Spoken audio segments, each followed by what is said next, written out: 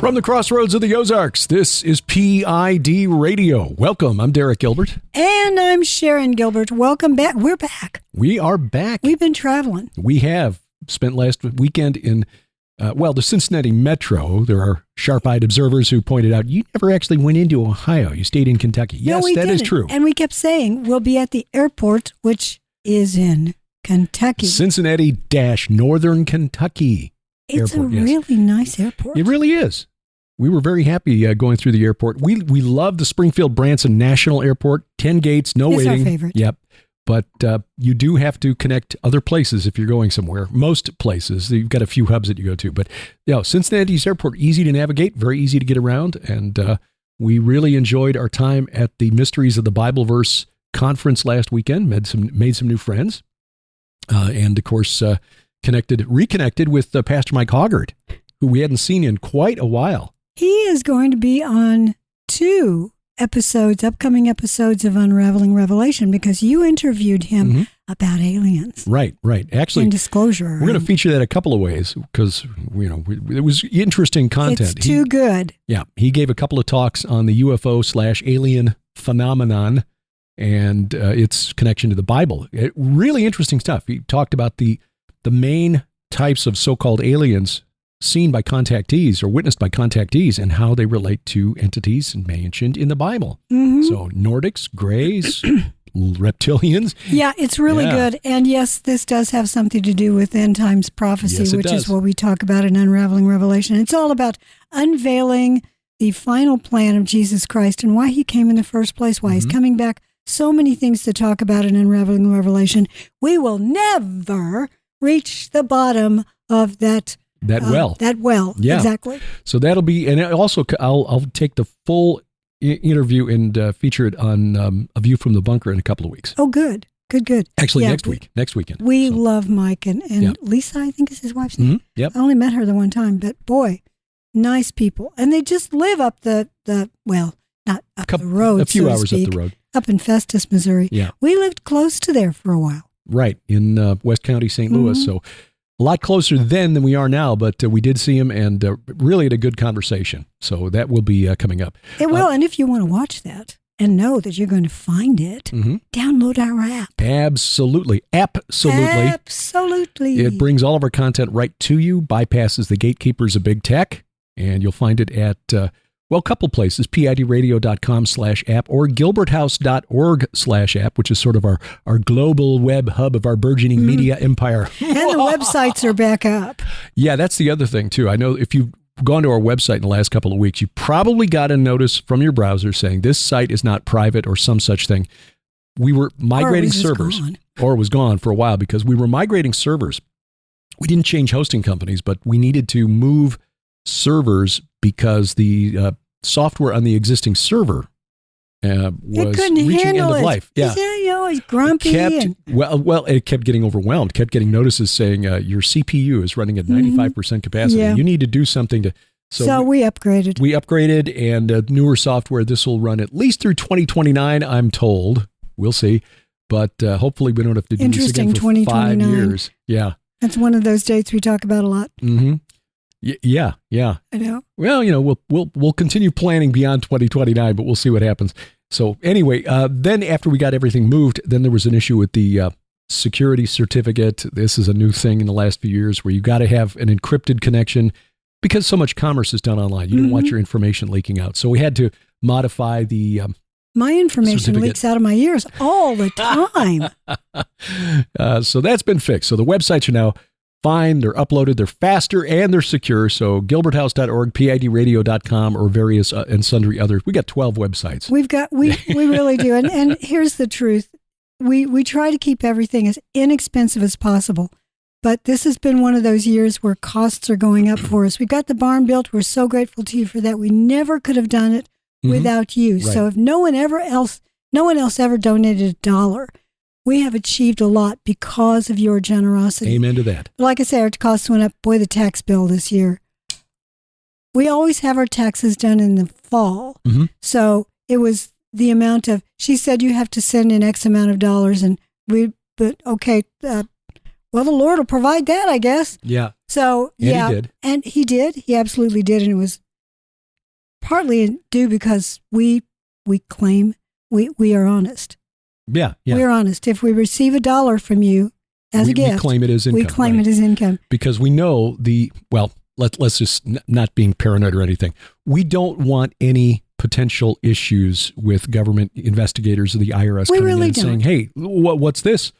We'll be upfront. We'd rather overpay taxes. So in the fall, when she does our taxes and looks at all the deductions, we're praying we get some of that back. But if you feel led, and only if you feel led to donate $1 or $2, we really appreciate it. Amen to that. And we are grateful. We don't take any of it for granted. I've fallen behind on sending out thank you notes just because we've just hit a busy season, but please know that we receive them and we are grateful for your support. You can go through PayPal, you can go through Stripe, you can also just send us a check. Mm-hmm. And I think all of that information is there at gilberthouse.org/donate. Correct. So, well, a lot to talk about in the couple of weeks since we went away. Way more we spent a few days with Sharon's sisters and nieces and nephews in Indiana. That was cinnamon rolls. Oh my goodness! Amish cinnamon rolls. They put potatoes in them. They're really? Super. Yes, they put potatoes in them. Not potato water. That's what I thought she was saying. No, it's potatoes. Ancient and it Amish makes them secret. Super moist. Yeah, those were really, really delicious. Whoa. So yes, Derek and I are now trying to back off on the amount of sugar that we consumed over the last few days. Uh-huh. It's a lifetime of sugar. Uh-huh. Yeah, I've taken off about 2.5 of the 4 pounds I gained while we were gone. I've lost about 3 of the 5 I gained, so 2 more to take off. Right. They'll come off too. Well, anyway, while we were out of pocket and in Kentucky and Indiana, I just want to touch on this because this, again, speaks to what we're seeing with end times prophecy. The Israeli hostage rescue a couple of weekends ago. Yeah. They went into Nuzirat. That's probably not the correct pronunciation, but that's as close as I can get. In central Gaza, rescued 4 hostages that have been held for more than 8 months. And in the ensuing firefight, there are different claims as to how many Palestinian Arabs were killed in the exchange of fire between the Israeli forces. And this was a joint operation between the IDF, Shin Bet, which is the Internal Security Service, and the Israeli police. So they had operatives from each of those 3 services cooperating. They went into Gaza in civilian vehicles dressed as civilians. Did it during the day. They knew where these 2 buildings were. And in the ensuing firefight, as they tried to extricate themselves from Gaza, anywhere from 100 to 250 people were killed. And the world, including a number of prominent government officials from foreign governments, were condemned Israel for the raid. How dare you kill 200 people to rescue 4? And because the images coming out from Gaza are horrific. You see these civilians, including some children, who died in the exchange of fire. Well, that's why the Hamas put these hostages in civilian areas. Exactly in a civilian home, in a doctor's home. A doctor's home, and his son, who happened to be a journalist and editor for Al Jazeera, the Palestine Chronicle, and also a spokesman for the Ministry of Labor for Hamas in Gaza. But this guy is a journalist for Al Jazeera. Yeah. Oh, I'm sure he writes fair and balanced pieces. Oh, sure. But that's the thing to remember about this. Hamas deliberately placed the hostages, and these are not the only ones who've been held in civilian homes. We've heard other stories, some who've been released, some who are just reporting on what they knew from their time in captivity, that civilians in Gaza are being used to hold the hostages. Why would Hamas do that? Because Hamas benefits from Palestinian Arabs being killed and wounded, because then they can display that video and those images around the world, and you get well-meaning, we'll be gracious and say well-meaning people in the West saying, this is horrible, Israel should not have done this. Let's forget then that Hamas, dressed as civilians and having used the expansion of work permits under the previous administration, the Lapid-Bennett government, to go into these communities in the South and conduct surveillance, intelligence, collect intel. Dead Hamas terrorists found after October 7th were found with maps, very detailed maps of the communities that they were attacking. Yes, they'd been spying on the Israeli families for whom they worked. Right. They think that you're coming over to do maintenance work or yard work, farm work, whatever. And they were, in fact, spying. Okay, dog in this house, weapons are kept here, here's the police station, that sort of thing. But when pointing this out on social media, there are some who'll say, well, yes, okay, Hamas committed war crimes when they did that, but Israel's doing the same thing. Like, so wait a minute. So what you're saying then is that if Hamas places hostages amongst civilians, they are then essentially off limits because there is no way then to rescue them without the high probability of civilian casualties. Mm-hmm. And if your child were being held, wouldn't you want that child rescued? Oh, no, not if it meant committing a war crime. Oh, no, I'm sorry. I think anyone whose child was in that situation, or husband or wife, would say, do whatever it takes to get them back. Mm-hmm. And young women who are being held this way are being essentially made into slaves. Mm-hmm. And we're not talking about just doing manual labor. No, not just cooking and cleaning. There's much more going on. So the world's response to Israel's rescue of those 4 hostages, once again, makes it very clear. As we've said before, I could not imagine 1 year ago, I could not have imagined a scenario that would bring the whole world together against Israel saying, you've gone too far, you're not stopping, The majority of Israelis, 70% of Israel are Israeli Jews. There are a lot of them that don't like Benjamin Netanyahu, but more than 2/3 now agree, and this is a radical shift from just 2 years ago, more than 2/3 now agree, if I remember the poll correctly, that they cannot live peacefully side by side with a Palestinian Arab state. Mm-hmm. And when you get that high a percentage agreeing there, you're crossing a lot of political boundaries. Very much so. Well, you said there are a lot of them who don't like Netanyahu. Mm-hmm. I would say that most of those individuals live in Tel Aviv, and I'm calling it Tel Aviv intentionally instead of Tel Aviv because it is the tail wagging the Israeli dog. Yeah.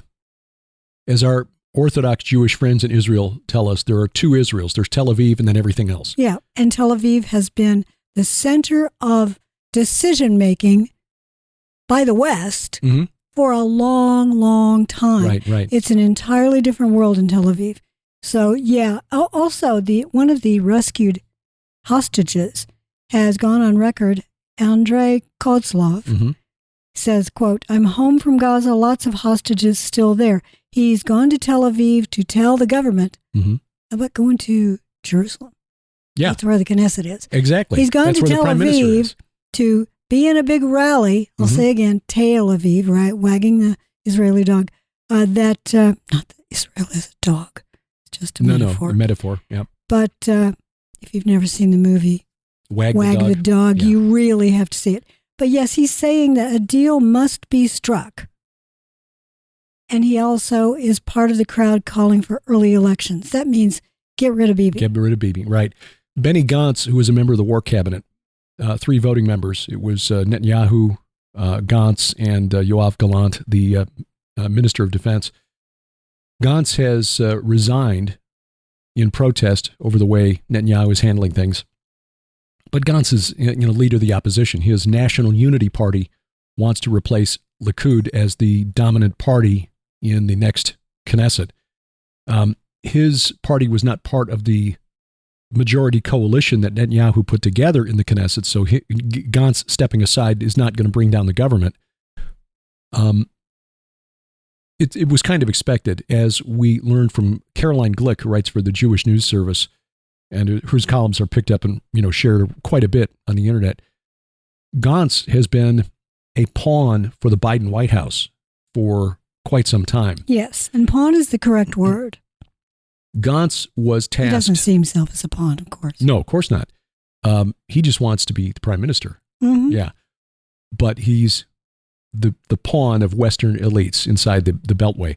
Gantz was tasked, and this was confirmed by emails that were, and WhatsApp messages that were obtained by Channel 14 in Israel, which is like their version of Fox News, that a protest leader who's leading a lot of the street protests in Israel said that Gantz was supposed to bring down the government last fall, and he didn't. Then he was given a deadline of New Year's Day. That didn't happen. March 15th, that didn't happen. You might remember a few months ago, Gantz was summoned to D.C. Basically, that was to be told by the White House, your services are no longer required. And that's when the protests to oust Bibi in Israel really began. And this protest leader, whose name I forget, actually told his WhatsApp followers that he would rather see Israel as a colony of the United States than leave the right wing, meaning Netanyahu, in power. A Jewish man would say that. Yeah. Yeah. It's ridiculous. And here's the irony. I see a lot of alternative media, including some prominent professing Christians, who are of the opinion that Israel controls American foreign policy. I've been reading a book, and we've been discussing it over the past couple of weeks as I'm finding things that just shock me. A book that was published 30 years ago, and I heard references to it in a podcast I used to listen to called For the Record, hosted by Dave Emery, because he had one of the co-authors on his program fairly regularly, John Loftus. He's a former DOJ prosecutor who back in the late 80s was given access to declassified files that revealed the extent of American investment in 1930s Germany, and how it was covered up by the Dulles brothers, Allen, who went on to head up the CIA, and John Foster, who was the Secretary of State, both of them under President Eisenhower in the 1950s. They were lawyers with Sullivan and Cromwell, which is a very well-connected law firm to this day in Washington, D.C. Many of their clients, both in the oil industry and the banking industry, heavily invested in German industry in the 1930s.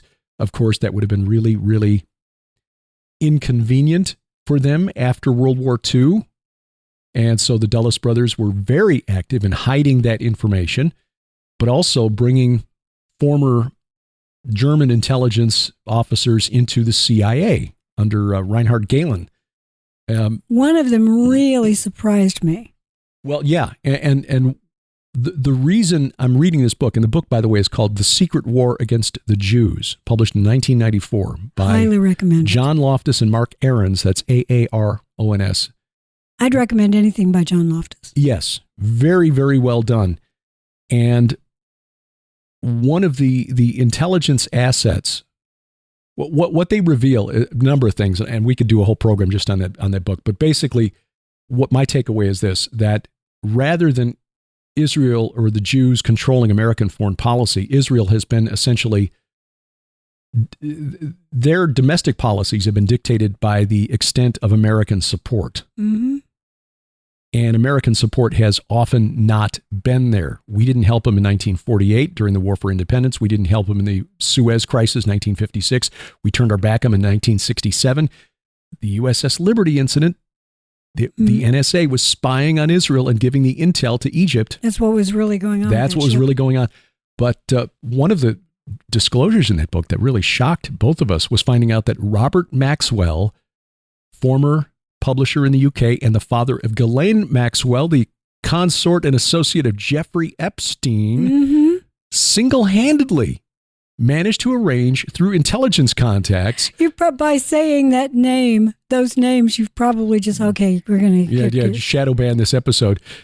Managed to arrange the app for the government of Czechoslovakia in 1947-48 to funnel weapons that the Israelis needed to win the war for independence, because the Arabs, through the Arab Legion, which was headed up by Jordan, and the local Arab militias, they were getting all the weapons they wanted from Great Britain, from France, from the United States. Yeah. We were selling in, but we wouldn't sell anything to the Zionists in Israel. So, it's Maxwell was Jewish. And Maxwell was Jewish. His real name was Lev Hoch, Hoch. And Hawk, maybe? Oh. Yeah, I don't know how the Czechs would pronounce it. Me neither. I studied German, but in German, it means high. Right. He, Maxwell, that is, fought with a Czech brigade in France, and after they were in danger of being overrun by the Germans, they begged the British government for evacuation, and the Brits left of this 4,000-man unit. They left a lot of them in France, mostly the ones who were Jewish. And so facing capture by Germans and having some idea of what Germans in World War II were doing with Jews, Lev Hoch changed his name to Robert Maxwell on the spot and was admitted onto the boat. Oh, no. In Czech, it means boy. Okay. Isn't that interesting? So he was evacuated to Britain and thus began his career. He managed to get into the British military, got into intelligence, and was an intelligence operative. But like many intelligence officers, Jewish intelligence officers during the 30s and 40s, in the U.S., in Great Britain, in Germany, and in the Soviet Union, their loyalties were to the Zionist cause of establishing an independent Israel. But they were... Anyway, we could go on, but that book... It's pronounced Hoke. Hoke, okay. Yeah. Lev Hoke, a.k.a. Robert Maxwell. Yeah, and I'm seeing it meaning boy, but also an expression that means high. So I don't know. So the bottom line is that there's a much more nuanced history of what happened leading up to the independence of Israel in the 1930s and 40s than we've been taught. And this idea that the Jews control our foreign policy is not really accurate. And there are a lot of things that happen outside, out of public sight that have resulted in where we are to this day. So anyway, but we're at a point in history now with especially with what's happened since that hostage rescue, where you can see the world saying you're committing genocide and you're not stopping. So we're going to come in and stop you. I have said for a long time that we are repeating the buildup to World War I. Mm-hmm. And because World War II was just a continuation of World War I, and World War I was a continuation of many of the Ottoman battles and wars fought within the last 50 years or so in the 19th century. The collapse of the Ottoman Empire now wants to build itself back up again. Yeah. The resurrection of the Ottoman Empire. So keep an eye on Turkey. Yeah, to that end, the Turks have just signed a $23 billion deal to buy F-16s from the U.S. Now, I'm going to tell you, those of you who are listening, and you may have heard us talk about F-16s and turkeys before, F-16s and Turkey has been a story in the headlines for years. Right. So are we finally shipping them, or are they buying more? I'm not sure. We keep dangling them out there as bait. Yeah, but Erdogan he does not really have the U.S. interests at heart. No, he does not. He sees himself rightly as the gateway between Asia and Europe. And so we're going to arm him? Yeah. Turkey, by the way, the foreign ministers mentioned that they want to join Brics. Yeah. Or Brics Plus now. Yeah.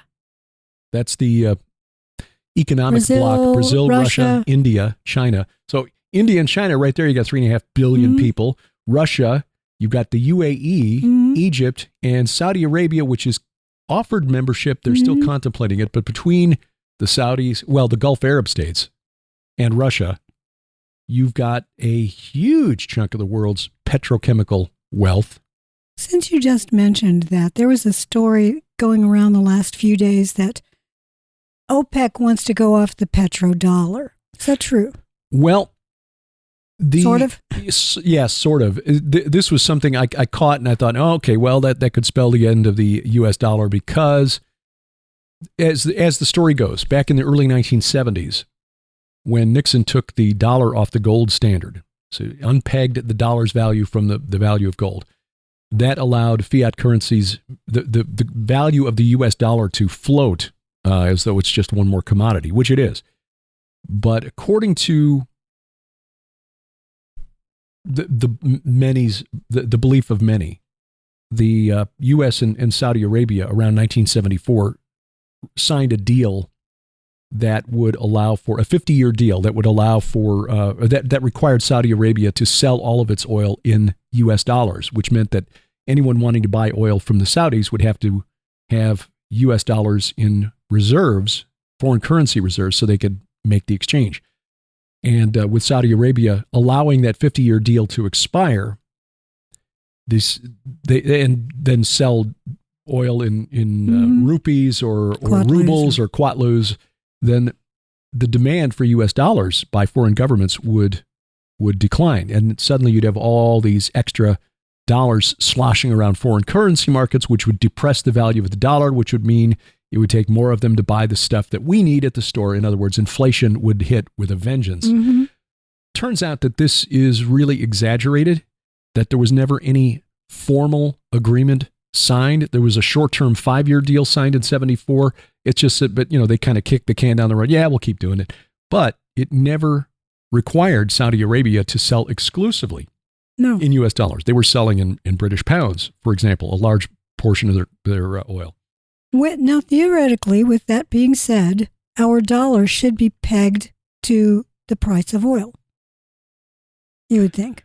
You would think. And yet oil can be at its all-time high, right. And our dollar can be really weak. But it was not a pegging of value to it. It was just requiring... No, I understand that. Yeah. But in the trading market of currencies around the world, one would think, well, we have to be careful with that dollar because that's how Saudi Arabia sells their oil. But as you say, it's not only in dollars. So is this one of those, we're going to make a deal with you, but then not really keep the deal? I think it's just somebody reading a headline and not really understanding the underlying actual facts and then freaking out about it because it's clickbait. Nobody ever does that. Oh, yeah.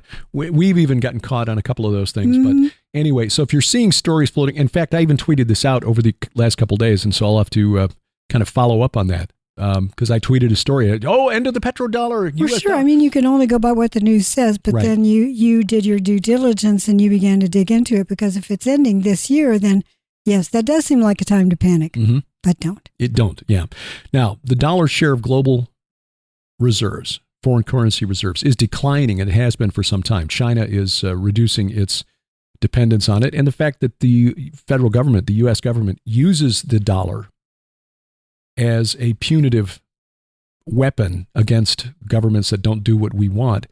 A lot of governments are just naturally saying, well, let's reduce our exposure to the dollar so the deep state in D.C. can't tell us what to do. Or if they do tell us what to do and they try to, put sanctions on us, it won't hurt as badly. So, but still, there is no other foreign currency that comes close to the U.S. dollar in terms of currency reserves around the world. The reason this is important to us as Americans is that the government has printed literally trillions of dollars since the pandemic began. All the Biden bucks that were handed out, the stimmy checks that were sent out. You're not doing any work. We were still drawing paychecks, and we were getting free money from the government, except it's not really free. We just got it. We didn't ask for it. Yeah. It just arrived. We're still working. Why are you sending us free money? I can see people who've been locked out of their jobs because of the overreaction to the virus needing help. But there were a lot of people who didn't need it, and a lot of us got those checks anyway. Now suddenly you've got all that extra currency in circulation. Economics 101. The value of something is determined by its relative scarcity to something else. When you flood the market with more dollars, they're worth less, which means it takes more to buy stuff. Prices aren't going up. It's just the dollar is worth less. The saving grace for Americans is that so many international trade agreements are denominated and conducted in U.S. dollars that there is demand out there by foreign governments to hang on to U.S. dollars, which keeps the supply from exploding. So that's why people were kind of freaking out when they say, end of the petrodollar. Oh, Saudi Arabia is going to take my other currencies. And so, no, it's not quite that bad. And since the U.S. and Saudi Arabia are on the verge of signing a defense treaty, there will probably be more cooperation. The Saudis will probably continue selling a lot of their oil in dollars for years to come. The U.S. has been helping, and then we're going to have to go to a break probably. The U.S. has been helping out with the Yemeni war. And our ships have been there prior to October 7. We had ships down there that were fending off Yemen rockets and small boats and things like that. And it's just had to get even bigger. We've got a number of ships down there. Including the USS Eisenhower aircraft carrier. The Eisenhower group is a big group. Yeah. So there's some questions about what exactly happened. Where is the Eisenhower now? See if we can look that up over the break here real quick. And also want to talk about Ukraine and Wanderin' Joe. Wanderin' Joe. Got to talk about NIPRGPT. Yes. GPT. And also, speaking of assets off the coast of Yemen, the pier, the U.S. asset, the pier that was built there in Gaza, well, it's going to be dismantled. It's reached end of life already, huh? Well, it's gone through a storm. It's been attacked, went through another storm, and now they're saying, well, there's more storms coming. Surprise, surprise. The Mediterranean has storms. Waves? What? No. Oh, so much more coming ahead on PID Radio.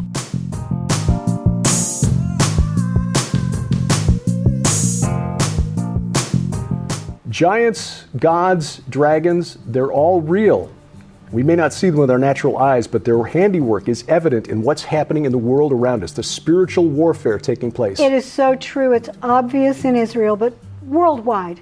Historically, we've seen this happen. And we want you to get excited about the Old Testament and the New and the giants, gods, and dragons within it, because your kids need this information. So do you. Yes. We're living in prophetic times. Help make sense of it with our special offer through July. Our book, Giants, Gods, and Dragons, which takes a fresh look at end times prophecy. My book's Bad Moon Rising, about the spiritual forces behind Islam. And Last Clash of the Titans, the overlap between what we were told is Greek mythology and the Bible. And our DVD, based on the 4 horsemen of the apocalypse. All of this, an $80 value for just $45 plus shipping and handling, now through July, only at our online store, gilberthouse.org/store. Shall we begin?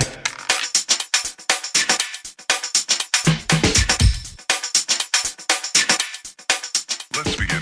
Welcome back to PID Radio. I'm Derek Gilbert. I am Sharon Gilbert, and we want to remind you once again, please download our app. Yes, you'll find it 2 places, pidradio.com/app, but better yet, go to gilberthouse.org/app, because gilberthouse.org is where you'll find all of our stuff, including the store. Also a link to our streaming video site, which we keep forgetting to talk about. We do. We're just terrible about that. Also, you get to see where we're traveling in the next years. Yes, and we will be in Sparta, Missouri this weekend. We'll tell you about that before the end of this program, but that's if you're in the Ozarks, please consider joining us for a full weekend of Gilberts. Oh my gosh, it's going to be so much fun. Not because it's a full weekend of Gilberts, but because the Wades are so nice. Ginny and Alec are wonderful people. His Call Ministries, Joy Stevenson, who helps coordinate the events there when they bring people out to speak and minister.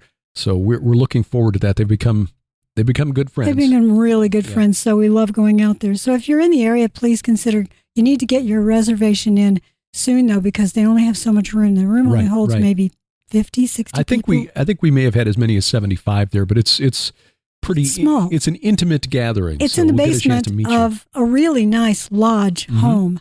But still, it's reasonably small, intimate. It's lovely. Also, we traveled to Israel. And we would love for you to join us. We've got another tour planned. As of this point, we have no plans to delay. We will if we have to. We will if we have to. We've had to already. So that's why our tour this year was the Solidarity Mission rather than a full-blown tour. The dinging is Joe Horn, isn't it? It is. We put our devices on Do Not Disturb. And somehow Joe breaks through the defenses. Even though his number is not on the list of, okay, we'll take this one. It's your mom and maybe one other. That's it. And Nicole you. and me. Right. That's it. Joe somehow gets right through. We don't I'm not know quite how sure. He's got he needs to talk to the military about how to break through electronic defenses. Do you think that he is behind NIPRGPT? I don't know. You told me about this the other day, and I think this is really interesting because GPT, obviously ChatGPT is, what is generative something. Yeah. Anyway, there's been GPT 1, 2, 3, and I think it's up to 4 now. Oh, general purpose technology? No, that's in economics. What does GPT stand for? Generative pre-training transformer? No. That actually might apply too, but it's essentially a chat program. No, that is what it means. Generative pre-trained transformers. Yeah, so what? I know, transformers. No wonder Joe got through. He always has that Optimus Prime voice. He does, yes. So he might be behind this. NIPRGPT. NIPR is the interesting part of that acronym because it's Nippur, which is the name of the city in ancient Mesopotamia, Babylonia, where the temple of the father of their gods, Enlil, was located. That's where Ezekiel saw his vision. He mentions the Kivar Canal, the vision over the Kivar. The vision mentions I had at the first it quite a number of times. 8 times in the book of Ezekiel, he mentions that. The Kivar Canal. Why? Yeah. Well, that canal ran right through Nippur, right next to the temple of Enlil, which is called the House of the Mountain, the E-Kur, the mountain house. Mm-hmm. Enlil's got other names. He does, like El of the Canaanites, but also Molech, Dagon, Saturn, Kronos. Possibly a current god who is worshipped by a large percentage of the world. Mm-hmm. Yeah, Molech. Yeah. Well, that and another one. But. Oh, yeah. Yeah, we won't name it. But NIPRGPT, I don't know if the military are pronouncing it Nippur, but it sure likes it. And let me tell you what NIPR stands for. It stands for Non-Classified Internet Protocol Generative Pre-Training Transformer. Mm-hmm. Oh, okay. Or NIPRGPT. Yeah. Generative Pre-Training Transformer. Yeah, so I'm trying to figure out but why Nippur? The R, well, NI, non-classified internet. The PR probably comes from protocol. Yeah. So it seems forced. It does. Why not just NipprGPT? Yep. Yeah, I don't know. But this is a tool announced by the Air Force and the Space Force jointly. Yeah, that Space Force an interesting branch of the military because Space Force is trying to it's like one of those gangs that's trying to take your territory.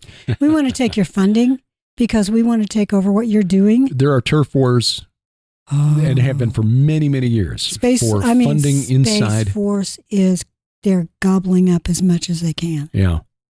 Well, the goal, according to spokespersons, is to present a chat bot for Air Force and Space Force servicemen and women to help them learn how AI can advance access to information and determine if generative AI is necessary within the Department of the Air Force.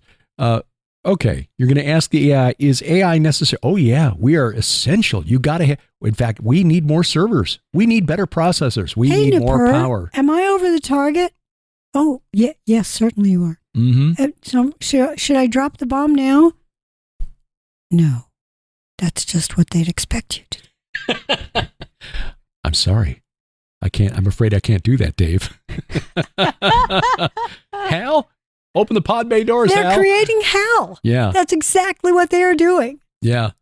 The announcement from the Chief Information Officer of the Air Force, quote, now is the time to give our airmen and guardians, that's what the Space Force guys are called. Yes. Yeah, they're not sailors, they're not soldiers, they're guardians. They're guardians of the galaxy. Yep. Are they raccoons? Everybody's doing the raccoon. The flexibility to develop the necessary skills in parallel. There are multiple modernization efforts going on right now across the federal government and within the Department of the Air Force to get tools in the hands of the workforce. This tool is another one of those efforts. Yeah, but interestingly, naming it Nippur, or another way of transliterating the Sumerian into English would be Nibiru. It's been translated that B's and P's are interchangeable. Typically in Akkadian, you would find the P sound like Apsu, but in Sumerian, it would be Abzu. So Nibiru is the Sumerian for Nippur. Well, like Paneas or Panyas is Banyas in Arabic. Yeah. Yeah, so you have to ask why they wanted to call it that. And because you and I and Tom Horn and many others have been talking about the ghost in the machine for a long, long time. The idea that the electric and electronic aspects of these chat bots and algorithms and AIs could be inhabited or controlled. You and I have talked about the black box before, and I sometimes get pushback as to you from people that say, no, there's no black box. They all understand. Yeah. No, we've talked to high-level programmers. Right. Award-winning programmers, and they say, yeah, pretty much is. I know. When we've posted things like this on social media and there's been pushback, well, just because you don't understand how it works.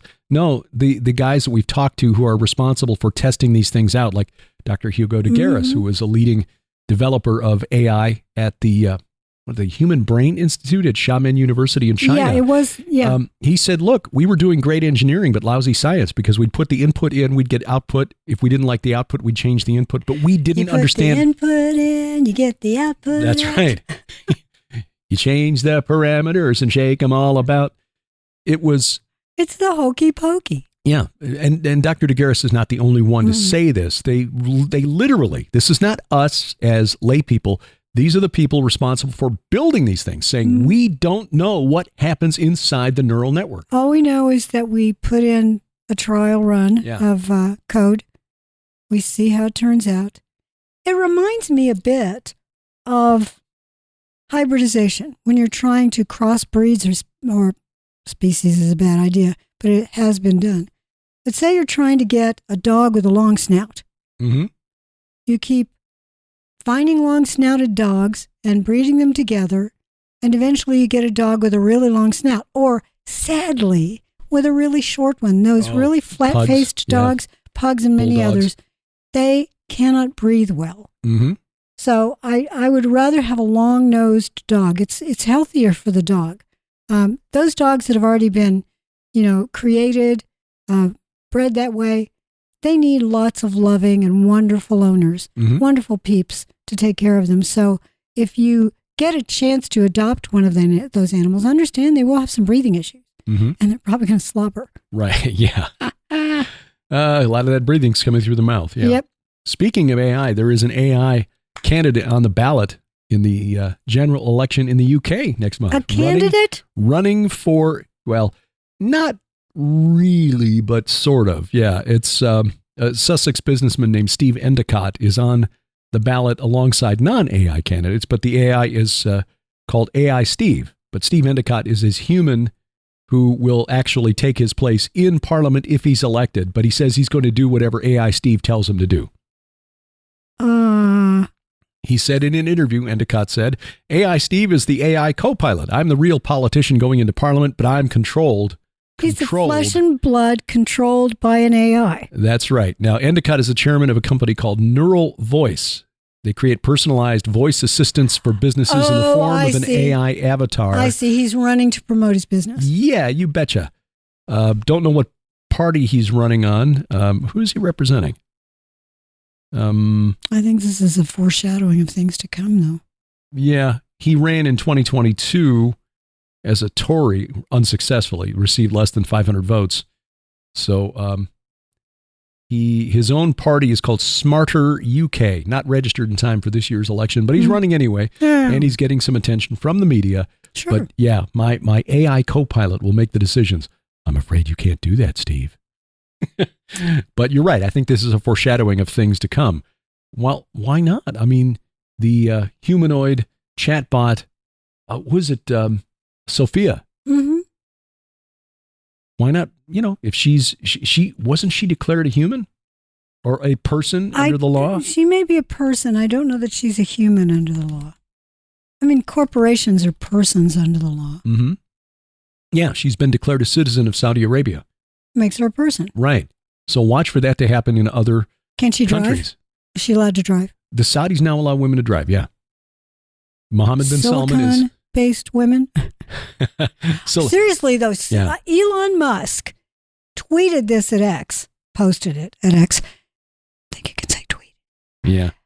That his electric cars, his Teslas, can become your remote Uber. In other words, if you buy one, you can hire it out as a driverless taxi. I see. As a robo-taxi. Yeah. No. Just like in the movie Terminator. This idea will gain acceptance. Because I'm the tail end of the baby boom, and I'm 62. And as we get older, there's Joe again. Is he laughing? He'll have to get a credit on this week's episode. He always does. Yeah. And as we age, driving becomes more of a challenge. I don't like driving at night so much anymore. I can still do it. I buy the brightest headlights I can get. So if you're coming the other way on that country road, you better hope I turn back down to low beams in time. But it's not as easy as it was when I was in my 20s and 30s. And as I get older, I'm sure it's just, the way we age. So being able to have a means of transportation without having to be the one responsible for, eye-hand coordination is a thing. So we're going to see more driverless vehicles on the road. Being able to send trucks out on the road where you don't have to account for a human driver having to stop and rest and sleep. Just put it out there. It only has to stop to refuel. That would be, we're going to see more of this. Let's imagine that you are retired, as you say, and you when your mother first lived in the community where she now lives, this retirement center, she was in her little cottage. She had to rely upon someone driving her, because she didn't have a car, to her doctor's appointments or to the hairdresser or to the Walmart or wherever she wanted to go. She's got a friend who was doing that. Right. You would often do it. Sometimes I would do it. But if she had been able to just hit a button and the car came to her. Right. And then just tell the car, take me to Walmart or whatever. That would have been very, very handy for her. These vehicles right now, they can't always tell the difference between a stationary object and a living object. And if there's not enough contrast between the color of the vehicle and, say, the sky, there have been cases where cerulean blue. Yeah, where Teslas on autopilot have slammed into the back end of white trucks because it couldn't detect the truck against the sky. So the human brain, for all of its limitations and flaws, still can process things in real time in a different way that's more conducive to life, human life, than these autopilots, the AIs running the vehicles. But as they develop, they probably will get better at that. So we'll probably see more of those on the road.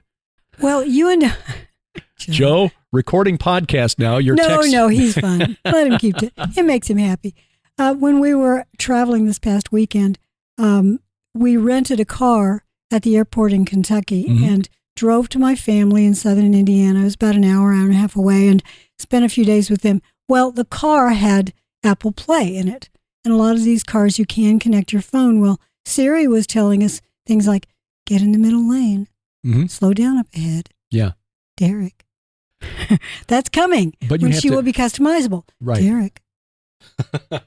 But you have to watch because the maps aren't always up to date. Go past the next light and then turn right at the second light. It's like, there's another light there that Siri didn't know about. You left it. Siri.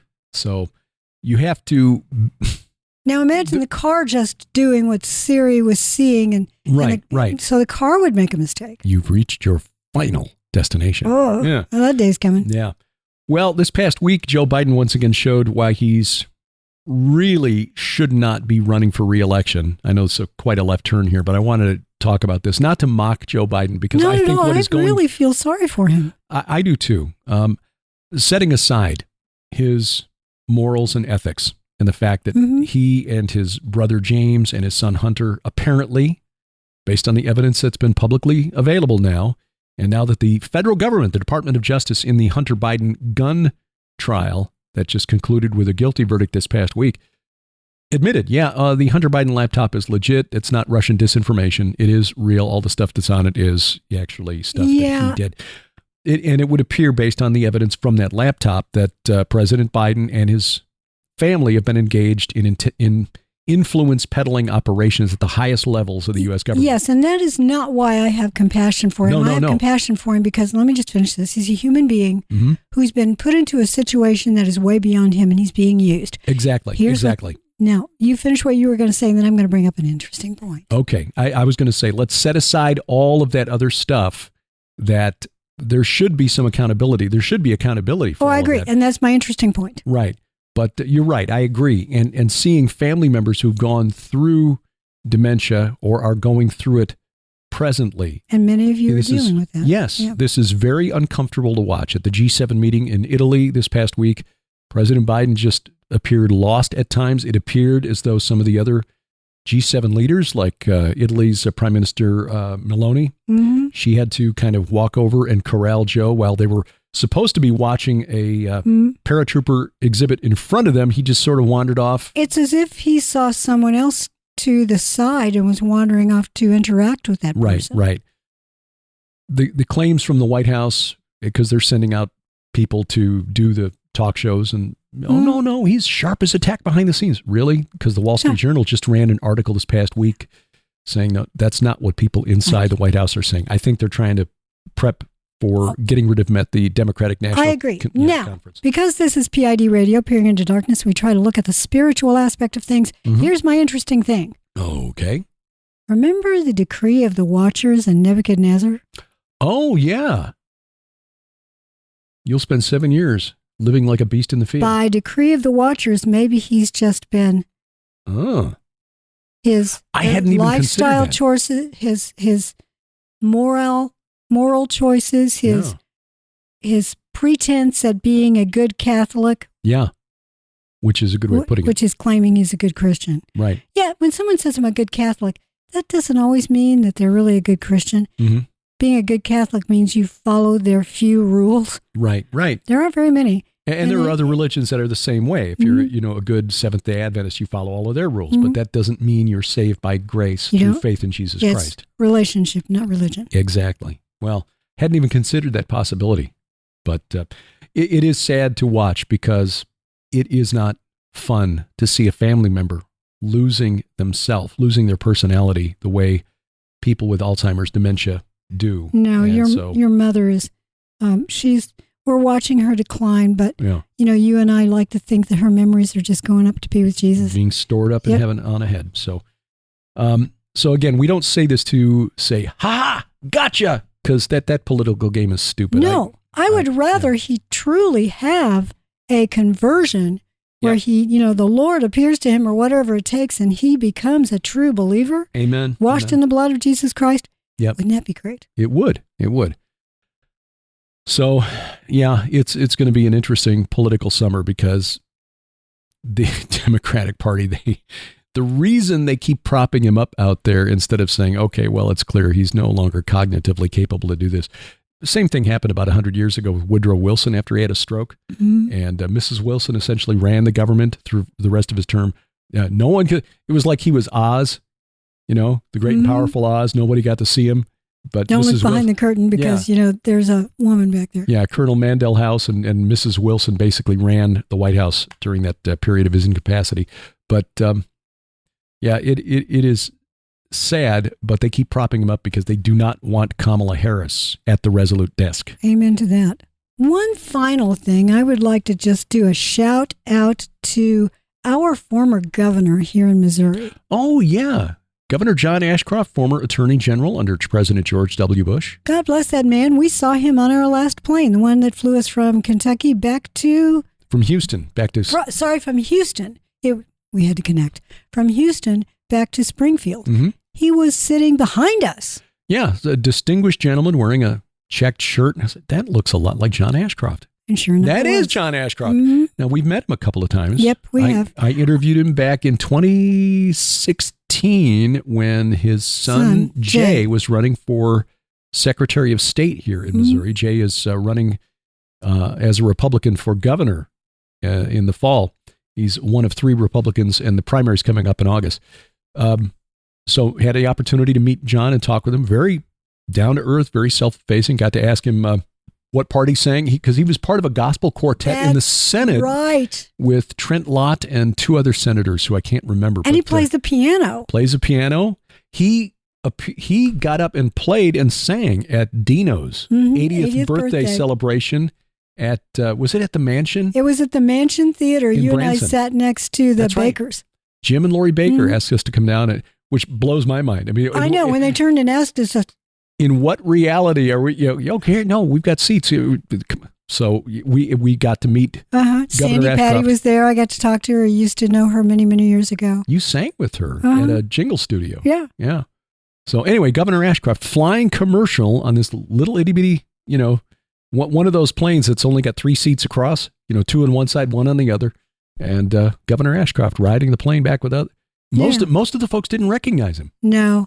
Derek went over and said hello. I walked over, shook his hand, and told him, God bless you, sir. And we it was nice to see someone who was just so humble and down to earth. Yeah. He served as a U.S. Senator from Missouri for, I forget if it was 1 or 2 terms. Then he was picked by George W. Bush to serve as his Attorney General. And I know that he caught a lot of flack during the George W. Bush administration for being the Attorney General, being an outspoken conservative Christian as he was, and a genuine Christian.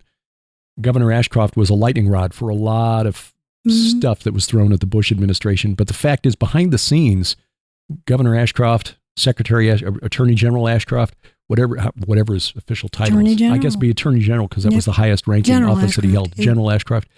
He refused to do some things that the Bush administration wanted him to do. He was in the hospital. Yeah. And they approached him. They wanted him to sign off on some aspects of the Patriot Act gosh, who was it? It was Alberto Gonzales and Deputy Andy Card. Attorney General. Right. Alberto Gonzales, who later became the Attorney General, and the Chief of Staff, Andrew Card, approached him while he was in the hospital for some surgery. And in fact, Mr. Ashcroft at the time was no longer officially, because he was incapacitated. So it had gone to the deputy. And the deputy, believe it or not, the Deputy Attorney General there was James Comey, later the FBI director. And Comey had rushed to the hospital to get there before Card and Gonzalez got there, because Comey did not agree with this, continuation of certain unconstitutional aspects of the Patriot Act. So anyway, General Ashcroft, Governor Ashcroft, whatever you want to call him, thank dear John Ashcroft for standing up for you. And kudos to him at his age, just flying commercial. I said, just want to thank you for your service. And there I was wearing my Marginal Mysteries t-shirt, the pyramid with the rays coming out of it and shorts. Yeah, a lot of you have commented on that. It's actually part of Southwest Radio Church's Marginal Mysteries. Yeah. Logo designed by Micah Van Huss. It's designed intentionally to draw in those people who are being sucked in by the New Age crowd. But I was not dressed in business attire. I was dressed in travel attire, wearing cargo shorts and this T-shirt. And thank you, sir, for your. We both look kind of bedraggled. Yeah. Anyway, John Ashcroft. It was a kind of neat to see, and again, a good man. We were happy to have seen him on that plane. So tomorrow in VFTB. Tomorrow, it is Iron and Myth number 30, and we talk about the sons of God. Finally. Yeah, I know. We kind of realized we've been through 30 episodes here since we do one a month. It's like 2.5 years in. We've not talked about the sons of God in Genesis chapter 6 yet. Who are they, and what are the arguments for and against the supernatural interpretation? So Doug Van Dorn, Judd Burton, Brian Kadawa joining me tomorrow night for that discussion. And that was actually rather lengthy. Had some technical issues in it. I had to spend quite a bit of time editing last night. For some reason, Judd Burton's audio was not synced with his video. Oh. So I had to manually detach it and then figure out how to synchronize it with the rest of us. But it came out, and there was a couple of points there where Judd dropped out altogether. So I had to put up a, technical difficulties, please stand by screen on his quadrant. Wile E. Coyote holding up a sign. Yes, exactly. So, but that'll be tomorrow night on A View from the Bunker. Very much worth the time. And then next month, because we realized, okay, we've talked about the sons of God now. We haven't talked about the Nephilim. Why do we think they're giants? So that'll be next month's discussion. Oh my goodness. Don't forget, Dr. Judd Burton is going to be in Ohio at the Go Therefore conference. Right. Boy, that is quite a lineup. L.A. Marzulli, Judd Burton, Carl Gallups. Joe Horn. We're finally getting him out of the Ozarks to go and speak. That's probably why he's dinging you over and over. What should I talk about? Derek, can I steal your talk? And Dr. Greg Reed talking about spiritual warfare and ritual abuse, that sort of thing. In fact, some of you have written to us either snail mail or email and asked, or in comments, asked how you can contact someone who's in deliverance. I'll tell you what, Greg Reed is a great starting place. Also, Tom Dunn. There's a pastor in Indiana, Greg Patton, who's a good source. He's been doing this for 30 odd years. So there are people out there. Sadly, because of the late Russ Dizdar leaving us a few years ago, a lot of folks, that was their go-to. They assumed he was the only one. He's not. Yeah. There are others out there doing it. So that will be quite Vicky Joy, you probably just said that. Vicky Joy Anderson. No, I had not, but great. And Tom Dunn, by the way, will be one of the speakers at the Go Therefore conference. He's been added to the lineup. And of course, Mike. Yep. And you and I Mike Spalding, right? We'll talk whatever Joe doesn't take away from us. And this one will be streamed, by the way. GoThereforeConference.com if you can't be there, so you can sign up for live streaming. By the way, we didn't find out until like the day before we were in Kentucky. Kentucky, yeah. So we never crossed the river. Cincinnati, Kentucky. The Mysteries of the Bible Verse conference was recorded, and there will be DVD sets, so you'll get a chance to see our presentations and some really good stuff at that conference. Yeah, it was recorded by a good friend of ours. So Matt Puskarich. Yeah. is he's a professional. He knows his Do a stuff. lot of video editing. They do all the captioning for Skywatch TV. Yeah. And helped set up the studio at Skywatch TV as far as the lighting was concerned. Matt did a great job with that. He knows his stuff. So this will be a really good DVD set. You mentioned Greg Patton. His presentation was phenomenal. Had not known about Greg Patton, but like me, comes out of Top 40 Radio as a background. It's hilarious. He was in Indianapolis, and so he and I talked about Indy for a bit. He is up in Fort Wayne, near Fort Wayne, Indiana. So Patten, I believe. So you can look that up. And again, please feel free to ask us. Derek and I are not called into deliverance ministry, but we have a lot of friends who are. Yeah. We are we're back in the armory. We're doing the research and trying to provide the information to the folks who are on the front lines. That's exactly what we're called to do. His Call Ministries, this coming weekend, June 21st through 23rd. That is Friday night, Saturday morning and afternoon, and Sunday morning. Sharon and I will be speaking on the subject of the gates of hell. Yeah, that's a charming topic. So hiscallministries.com is the website. So you need to call them as soon as possible. Right. You can get a complete look at all of our upcoming events at our website, gilberthouse.org, or just go to the calendar section of our app. It's all there, along with the reading schedule for our Gilbert House Fellowship, our weekly Bible study, the podcast tomorrow morning. We'll be back in the Proverbs. And by the way, because we'll be out of town next weekend, sadly, we will once again not be producing new programs, but we may find some oldies but goodies to put up there for you. Well, yeah, I think that pretty well covers it. Well then, Until next time, I'm Derek Gilbert. I'm Sharon Gilbert, and for Grace and Glory Gilbert. Bye-bye, everybody. PID Radio is produced by Gilbert House and released under Creative Commons Attribution Non-Commercial No Derivatives 4.0 International License. Follow us online, Twitter @PID Radio, or the PID Radio page at Facebook. Join us each week for our online Bible study, the Gilbert House Fellowship, online at gilberthouse.org.